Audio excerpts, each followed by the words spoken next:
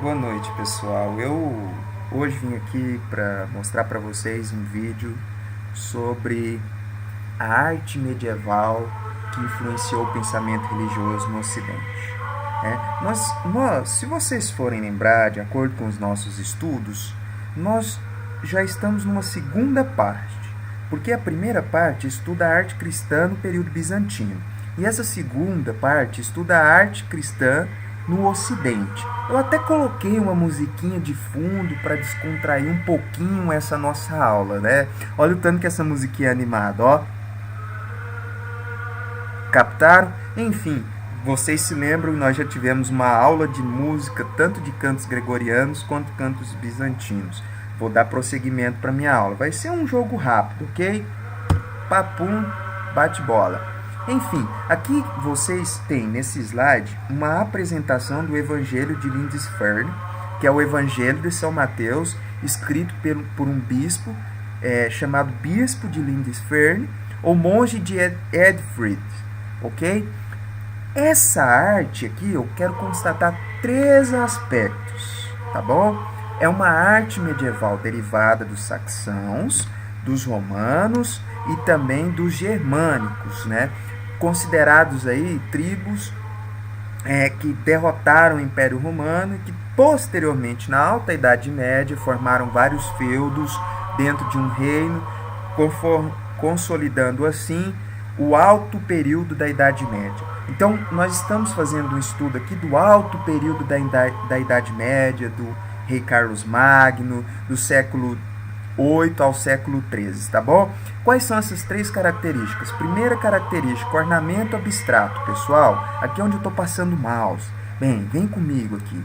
Aqui nós temos um livro, tá? Desenhado e pintado, ilustrado, e ele tem essas 3 características que eu vou mostrar para vocês. Primeira, ornamento abstrato. Então, ornamento abstrato é onde eu estou passando o mouse. Ó, pessoal, tá vendo? Isso aqui é ornamento abstrato, isso aqui é ornamento abstrato, isso aqui é ornamento abstrato, isso aqui são ornamentos abstratos. Que significa o quê? São enfeites que não têm simbologia alguma a não ser estética, tá bom? A não ser uma complementação da obra de arte, tá? Então não tem simbologia com o cristianismo. O que tem simbologia com o cristianismo é o que compõe a obra por inteiro. Segunda parte, geometrizações sintéticas. Essas geometrizações sintéticas, elas constituem o quê? Um conjunto, um aglomerado de objetos geométricos, como o círculo, as linhas, a forma dos desenhos, em quadrado, em retângulo, ok? Em forma de aresta, com ângulos retos, tá bom? Então, essas geometrizações sintéticas é o uso de objetos geométricos para consolidar, complementar a obra. Aqui nós temos uma cruz com o uso dessas geometrizações sintéticas. Há quem diga que tanto vou mostrar aqui para vocês, o ornamento abstrato quanto as geometrizações sintéticas, elas são herança do povo bárbaro, ok? Então, por elas não terem uma simbologia cristã, elas terem mais uma ligação com os bárbaros, tá? Os bárbaros saxãos, os bárbaros germânicos, que dominaram ali uma parte do Império Romano no Ocidente, tá? E uma coisa principal é o alfabeto latino adaptado. Nós devemos saber o quanto o alfabeto latino ele era importante para principalmente narrar os evangelhos, mesmo apesar de a grande parte da população na Idade Média ser completamente analfabeta em relação à língua do latim, que era a língua oficial, que era a língua das religiões oficiais, né? Que era a língua da religião oficial, que era a língua da instituição de poder oficial, que era a Igreja Católica naquela época.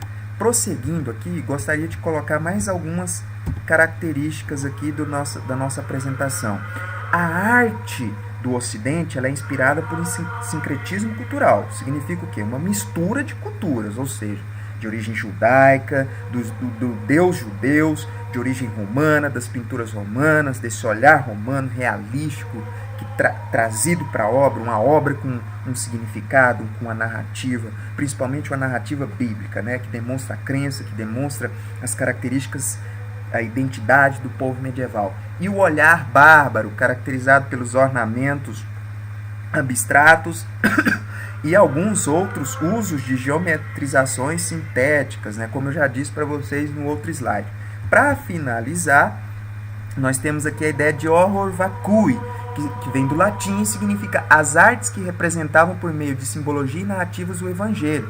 Pessoal, nós devemos lembrar, o povo não tinha ciência, o subsídio da ciência naquela época, então tudo era um mistério. Então o evangelho, ele servia para revelar esse mistério. A arte que estava no evangelho, nunca daria um sentido de vazio, ela traria o quê? As respostas, as revelações.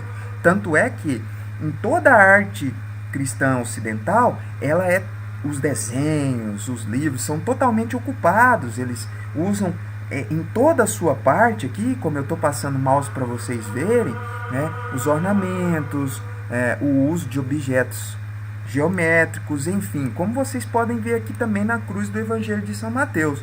Ok, pessoal? Então, horror vacui significa esse horror ao vazio, né? Artes que representavam por meio de simbologia e narrativas o Evangelho. Essa arte, ela vem para acabar com esse horror ao vazio, que é o horror de não se ter uma resposta para além da vida ou para as coisas que acontecem. Então, a resposta era a fé cristã. Muito obrigado, pessoal. Boa noite.